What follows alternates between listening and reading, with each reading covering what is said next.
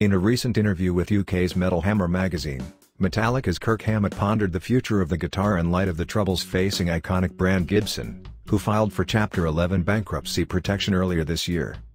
As more popular music has been made with computers, international guitar sales began to decline, creating a challenge for larger manufacturers and retailers like Gibson. According to the Washington Post, the other of the two biggest companies, Fender, is also in debt, and a third, PRS Guitars, had to cut staff and expand production of cheaper guitars.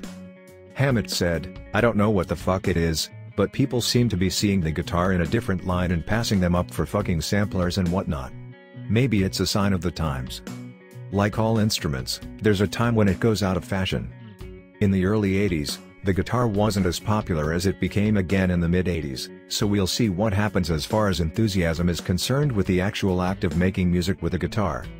It's sad news to me, but I hope Gibson prevail. They have in the past.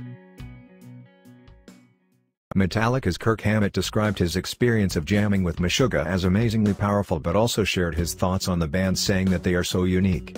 Hammett joined the band on stage as part of his annual horror-themed Fear Festival music and memorabilia event a few years back. This is what he said when speaking with SiriusXM's Liquid Metal.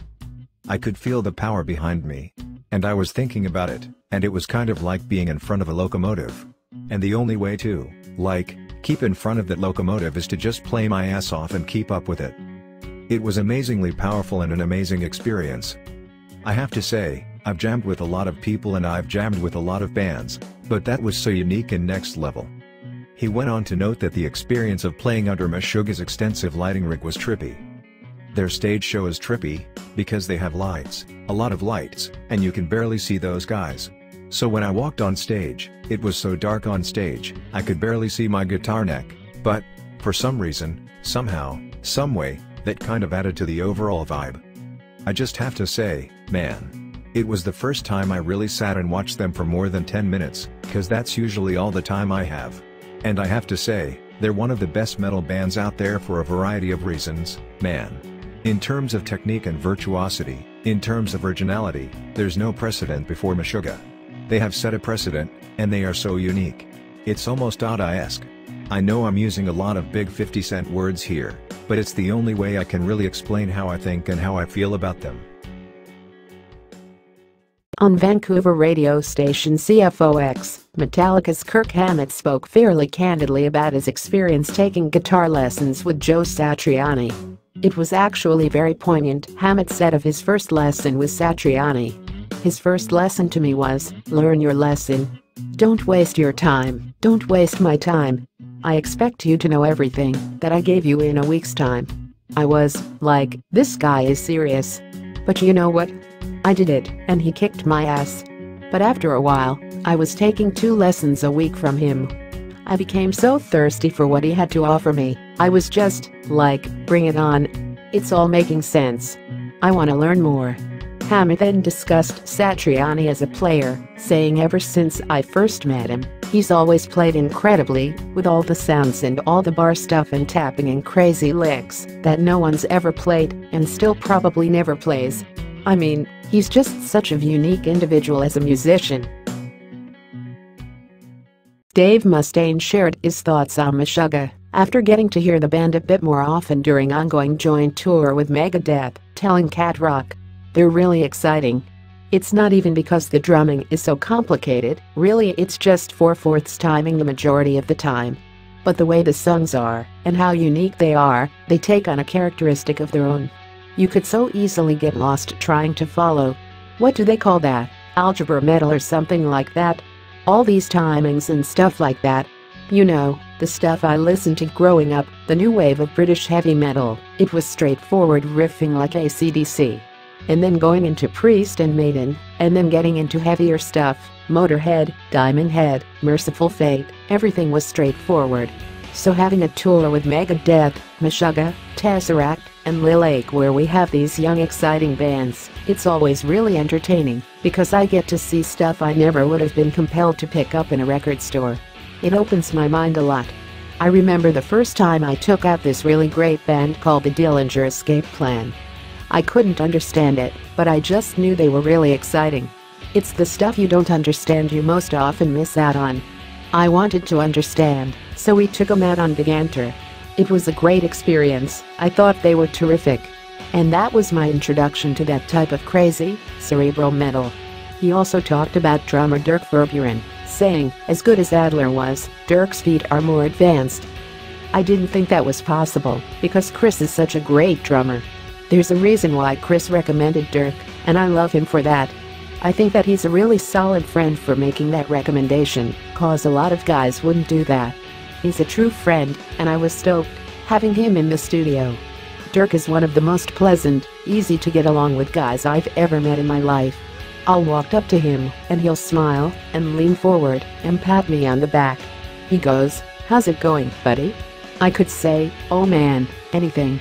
"Oh, okay buddy." He smiles and pats me, cause he's just a happy guy.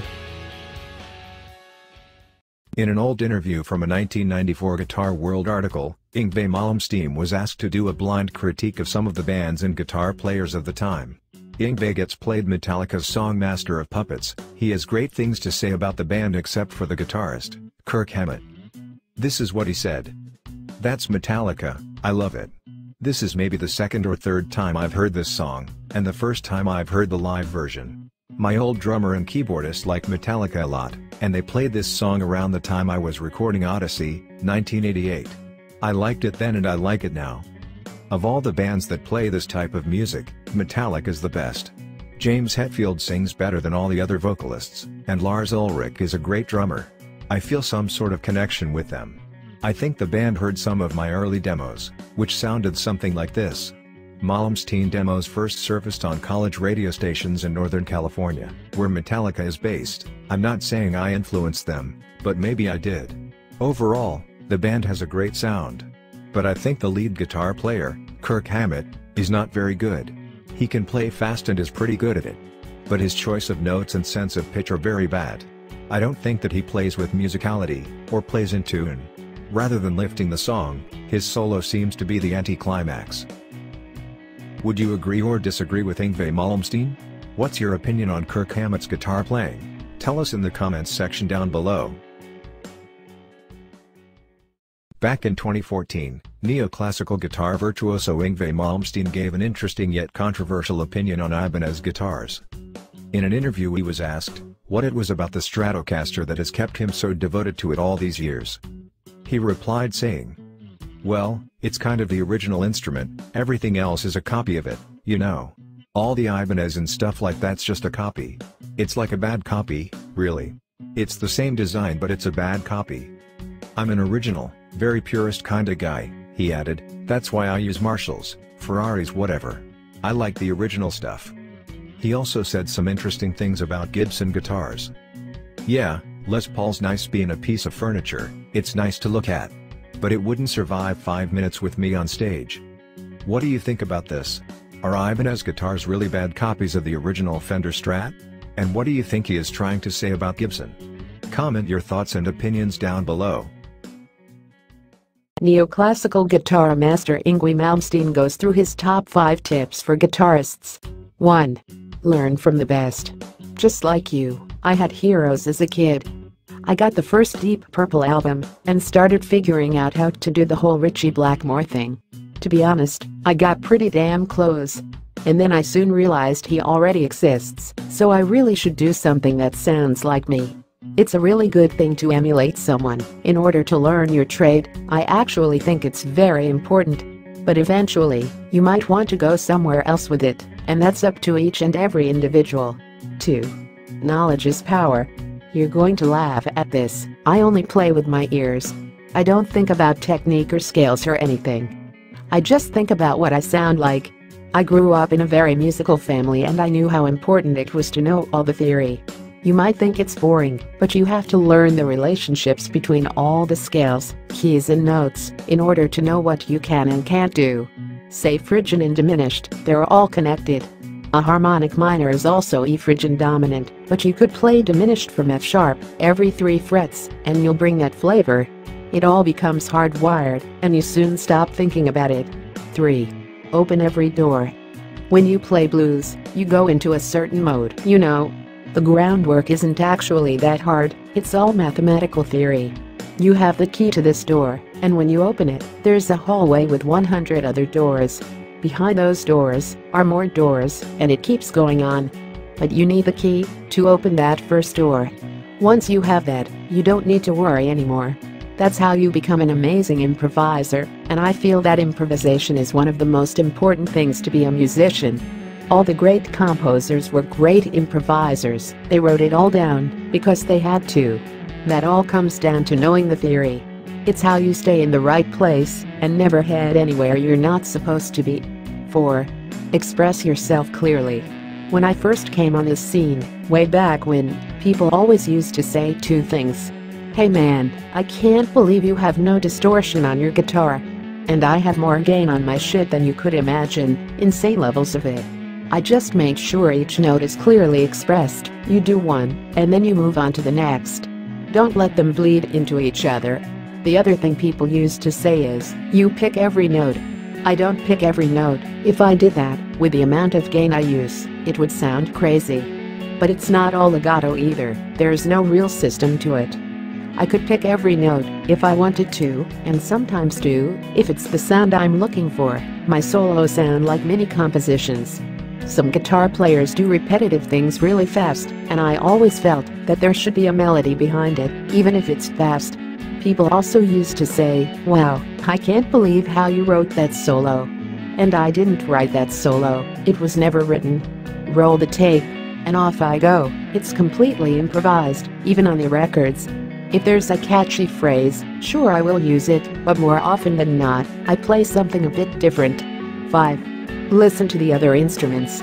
I think since the late 50s, guitar players spend all their time in the bedroom listening to other guitar players. It went from Muddy Waters to Chuck Berry to Hank Marvin to Jimi Hendrix to Pete Townshend to Eddie Van Halen and so on. They were all fucking amazing. I love them, but they all had that in common with the exception of one, Alan Holdsworth, who took his lines from saxophones. I became infatuated with the classical violin that ended up being my inspiration. It's a strange thing to say, because I've been on the road with Steve Vai and all those guys a few times. We've spent a lot of time together, and I've really gotten to know how they think, and they all have that in common, they love other guitar players. I'm not saying that's bad, I'm just saying it's something I see more often than not. You may run the risk of having slightly less identity, but I wouldn't want to knock anyone for that. I understand how it feels. When I was a kid, I wanted to be like Blackmore, because he was cool, but it's important for me to feel like I'm doing my own thing.